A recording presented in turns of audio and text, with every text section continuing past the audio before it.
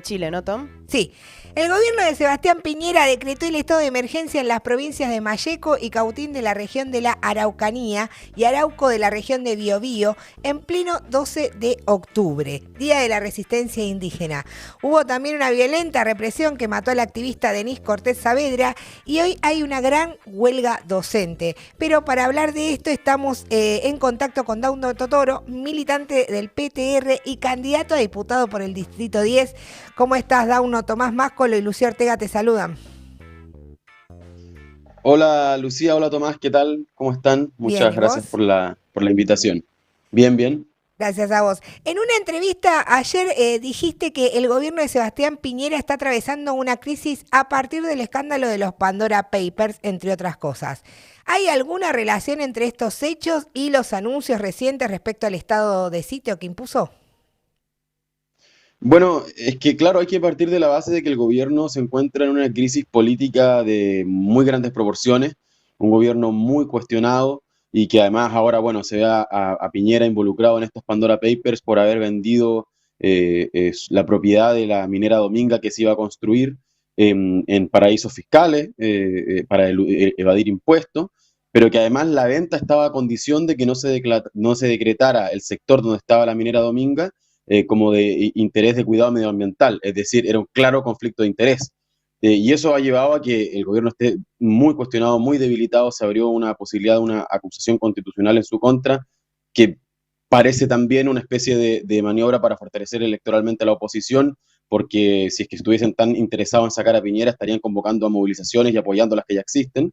Claro. Pero el gobierno en ese marco de debilidad extrema evidentemente se apoya en la represión y más todavía en el caso de lo que ocurre con el conflicto del Estado chileno en el territorio mapuche, donde las empresas forestales vienen presionando desde hace mucho por mayores medidas de fuerza. El Gualmapu, el territorio mapuche, ya estaba militarizado y ahora se refuerza esa presencia militar, son imágenes realmente brutales de tanquetas de militares yendo hacia el sur, internándose en las comunidades, en un escenario que augura mayor represión en contra del pueblo mapuche.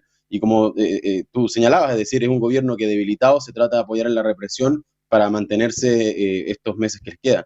Además hay una criminalización muy fuerte, ¿no? A las comunidades mapuches allá en el sur. Por lo menos acá también pasa mucho desde el discurso de la derecha de criminalizar a las comunidades están dando una resistencia y una pelea muy importante, ¿no? En la región de la Araucanía.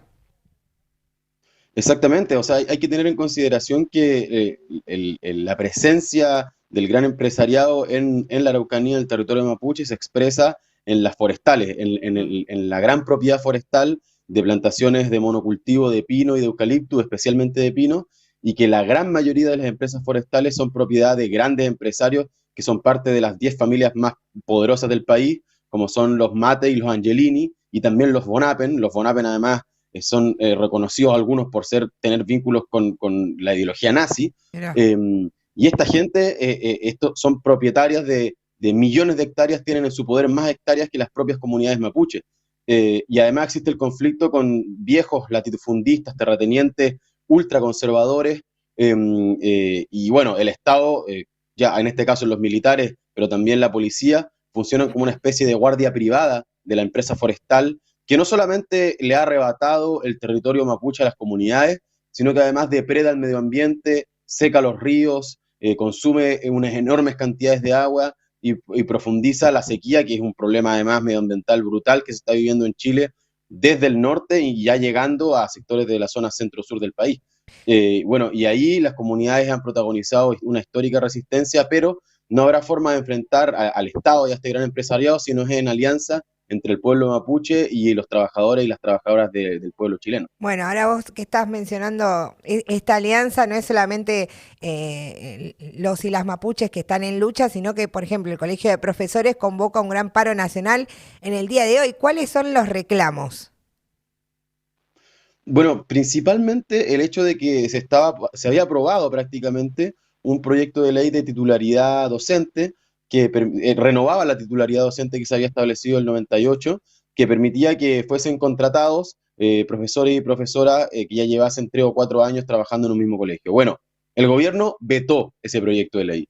El gobierno pide aplausos por los trabajadores de la salud, reivindica el rol sacrificado de los profesores y profesoras en Chile, pero a la hora de votar leyes favorables a los trabajadores de la educación o de la salud, en contra totalmente. O sea, este veto generó un amplio descontento y empujó a que el colegio de profesores se viese obligado por el descontento de las bases docentes a que convocase a un paro nacional el día de ayer, con una marcha que al menos en Santiago congregó a más de 10.000 trabajadores de la educación, con una paralización que se dice alrededor del 70%, esas son las cifras ¿Se que replicó entrega en otras partes del el gremio. país, aparte de Santiago?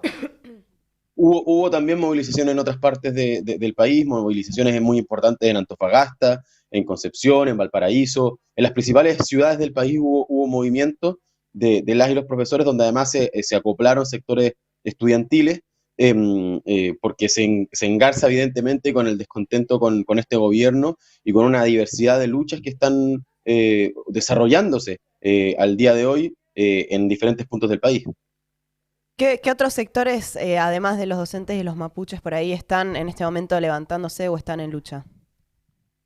Bueno, hay todo un conflicto, particularmente en salud, porque se habían realizado una serie de contrataciones a nuevo personal sanitario en el marco de la pandemia, debido a que, bueno, como en Chile y en todo el mundo, los sistemas públicos de salud que han sido destruidos prácticamente por el capitalismo y por los gobiernos capitalistas, no daba abasto para enfrentar la pandemia, y ahora que han bajado las cifras de COVID, el gobierno derechamente se dedicó a despedir a los trabajadores y trabajadoras que habían sido contratados, y hay todo un movimiento en diferentes hospitales a nivel nacional, particularmente acá en Santiago, en el Hospital Sotero del Río y en otros sectores que exigen no a los despidos, y eso se liga también a aspectos de precarización al interior del trabajo, porque si bien es verdad que han bajado las cifras de COVID, lo que también es cierto es que previo al COVID ya existía una sobrecarga laboral enorme de los trabajadores de la salud, ya existían condiciones tremendamente precarias y se necesitaba mayor personal en esos sectores. Además, hay otras huelgas puntuales de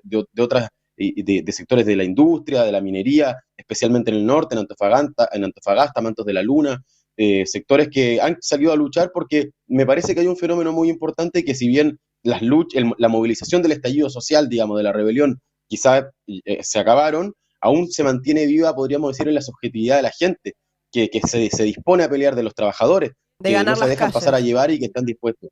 Exactamente, y de atreverse a luchar. Claro. Bueno, estamos en comunicación con Dauno Totoro, que es dirigente del PTR en Chile, y también sos candidato, ¿no?, por el Distrito 10 porque hay elecciones generales allí en noviembre.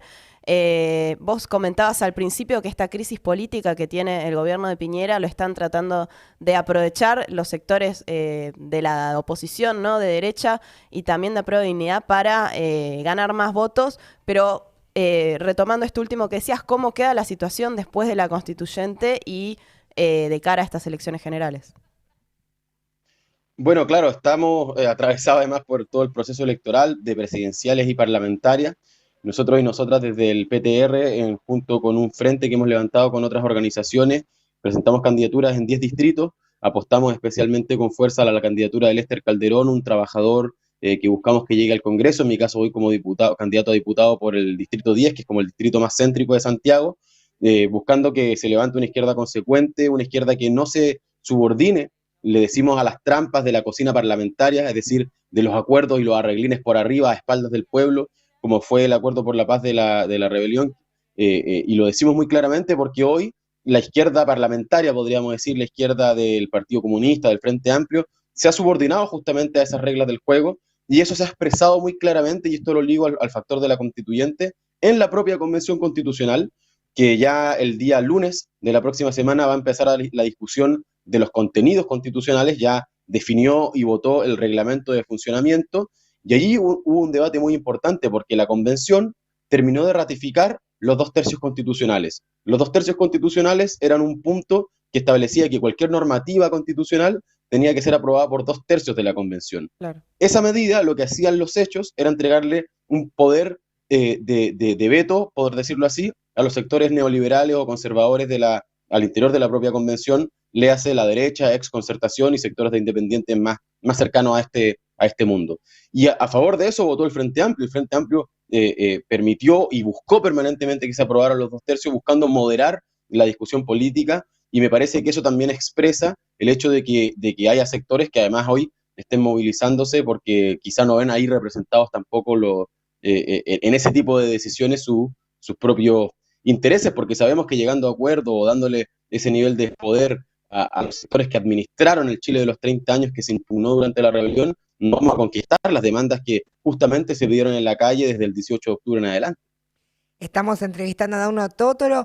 Para quienes quieran sumarse a la campaña que ustedes están haciendo, recién estábamos hablando de las elecciones que se dan en noviembre, o quieran acercarse a sus ideas, ¿algunas redes sociales que nos puedas dejar? Bueno, desde ya a la izquierda Diario Chile, ahí pueden ir conociendo todo lo que venimos haciendo, y en mi caso en particular, en Facebook, Twitter e Instagram, Dauno Totoro, así como suena. No es muy difícil de encontrar, no hay muchos otros con ese Salvo nombre. el cómic Así que, japonés. no se vayan a confundir, claro, pero por ahí. Y la invitación es hacer eso, que puedan conocer esta alternativa que estamos buscando levantar. Hoy nos proponemos y llamamos a que es necesario unificar todas esas luchas, avanzar a un verdadero plan de lucha que unifique la lucha de los profesores, de los trabajadores de la salud, de otros sectores que hoy están movilizándose para enfrentar a Piñera, para conquistar todas las demandas. Y si queremos sacar a Piñera en perspectiva de una verdadera huelga general, porque va a ser así, a través de esa lucha, cómo podremos sacar a este presidente criminal y conquistar todas nuestras demandas. Todo el apoyo desde aquí, desde mucha Argentina, fuerza. Dauno. Muchas gracias. Gracias por la comunicación. Muchas gracias a ustedes por la invitación. Hasta luego.